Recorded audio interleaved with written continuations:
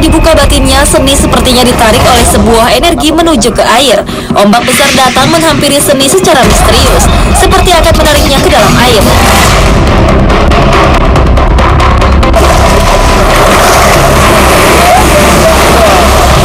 Tolong mas.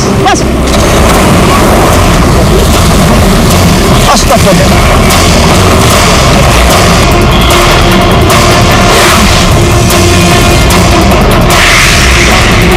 Di sini masih sadar, masih bisa mungkin bisa jelasin apa yang dilihat dan dirasakan ketika terjadi pembukaan mata batin tadi. Ya, tadi sosok wanita Terus berbaju hijau, tapi di belakangnya banyak kayak bidadari. Oh, ada berapa bidadarinya? Bisa dijelasin? Tadi bisa. Tiga, ada bawain juga gitu, jadi kayak ayo gitu kan. Kayak ada ya. iya gitu. Sekarang saya tutup mata batin dulu ya, biar nggak terlihat terus.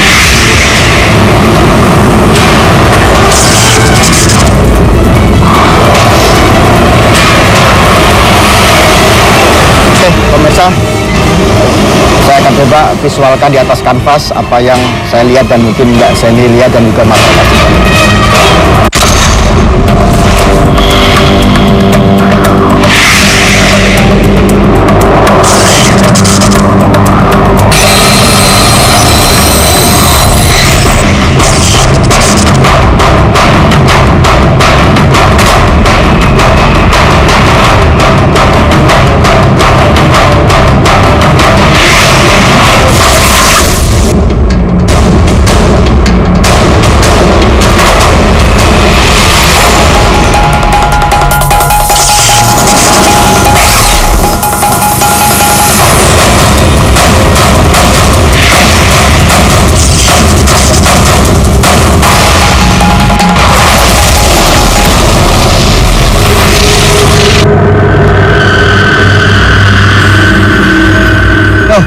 Seni mana Seni? Kayaknya Mbak, Seni perlu istirahat dulu. Tadi kan jatuh terus basah itu tadi. Oh iya.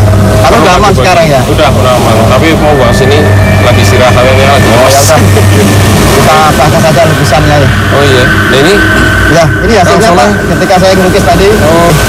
Ini punggawa yang memang dijadikan atau ditugaskan untuk mencari kurban, untuk menjadikan manusia itu sebagai tumbal. Dan ini medianya ini seperti kapal tapi itu berwarna emas semua Pak. Jadi kerajaannya yang di sana itu Pak. Sebenarnya banyak sosok-sosok, termasuk ada laki-laki yang berjubah, terus juga ada sosok-sosok ular, banyak berkeliaran di sini. Cuma ini perwakilannya yang salah satunya dari media lukisan seperti ini. Memang kalau mau ke sini ya udah niatkan dalam hati, intinya bertawakal dan jangan lupa berdoa. Tapi intinya sekali lagi, kalau memang kondisi tidak memungkinkan, nggak usah mandi di sini. Gitu. Kalau tidak memungkinkan, mungkin ombaknya besar, dia tidak bisa menyelamatkan diri dari haluan-haluan terjangan ombak, ya. Mendingan cari lokasi yang lain yang aman aja. Oke, Pak Yono, terima kasih. Saya akan menemui teman-teman yang lain. Ya. Oke, terima kasih Pak. Assalamualaikum. Waalaikumsalam.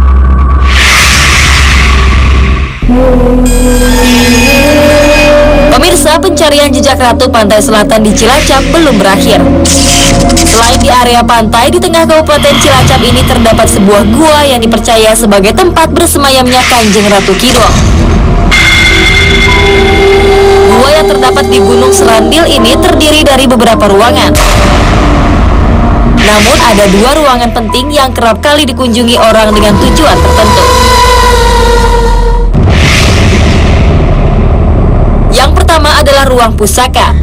Merupakan sebuah ruang yang memiliki beberapa batu besar tempat keluarnya beberapa benda pusaka seperti batu permata ataupun keris. Selanjutnya adalah ruang pesoan. Tempat ini dipercaya sebagai ruangan di mana Kanjeng Ratu Kidul sering menampakkan dirinya. Oleh karena itu, tidak semua orang bisa masuk ke area ini. Menurut mitos, orang yang melakukan meditasi di tempat ini tidak selalu berjalan mulus. Banyak cobaan yang akan mereka alami. Selain cobaan fisik, tak sedikit yang gentar karena didatangi oleh sosok mengerikan berbentuk ular ataupun wanita. Bahkan tak sedikit pula peziarah yang mengalami kerasukan di tempat ini.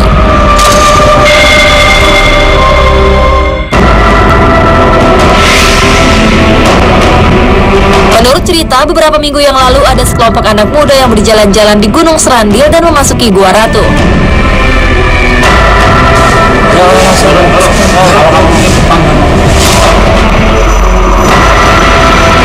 Namun salah satu dari kelompok tak kabur dan menyepelekan kesakralan gua ini. Alhasil ketika memasuki gua ini, dirinya melihat sosok gaib sambil berlari menuju jalan keluar. Sayangnya belum sempat sampai tujuan, orang tersebut sudah terjatuh tidak sadarkan diri.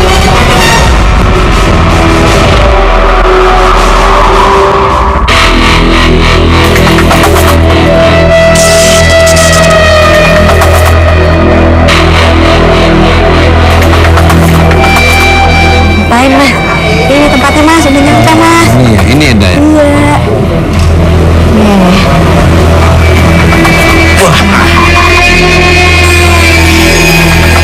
Pemirsa, Mister Teko jalan-jalan dimanapun Anda berada dari dunia nyata maupun dunia gaib di seluruh alam semesta yang indah ini.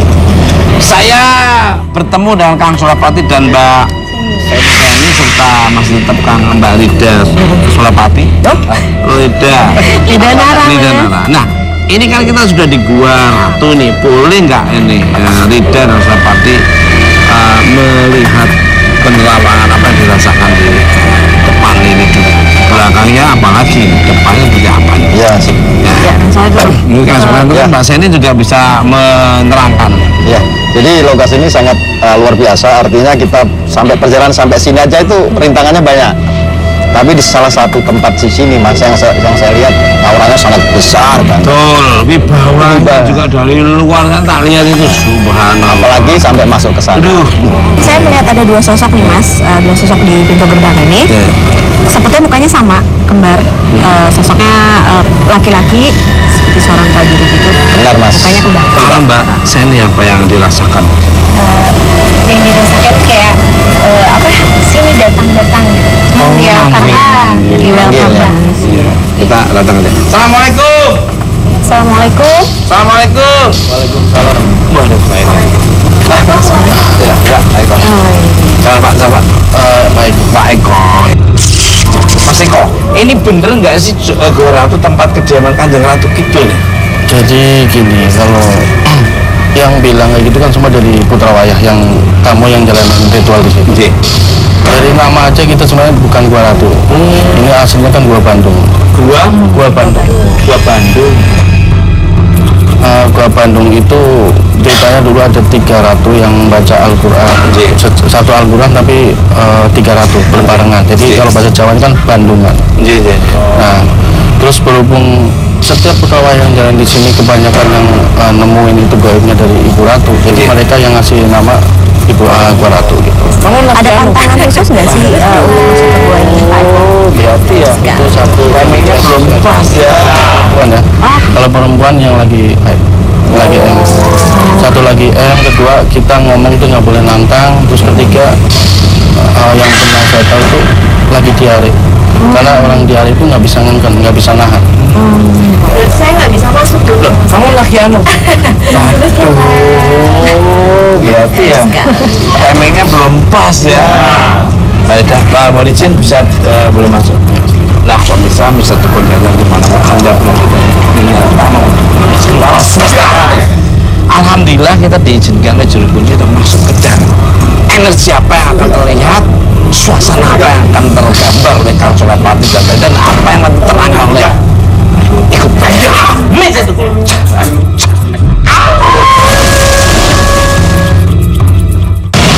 Nggak boleh masuk kok masuk.